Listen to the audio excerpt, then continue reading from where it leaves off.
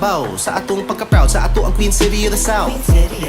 Pagkaon nga lami sulayan, mga lugar nga nindot suruyan, kanta nga magkapahimuot, dughan di maghuot. Do you want to elaborate pa? So nailetsyon sa kada okasyon, pero pwedeng kada adlaw. Wapo, gwapa, relax sa mata, makuyog ng duhaway, blima. Pakapinig pusok for the heart, nindot nga gitara for the arts. Sa sinulog, magbaha, turista, bisaya, magdugan, tambang sa bar. I love Cebu.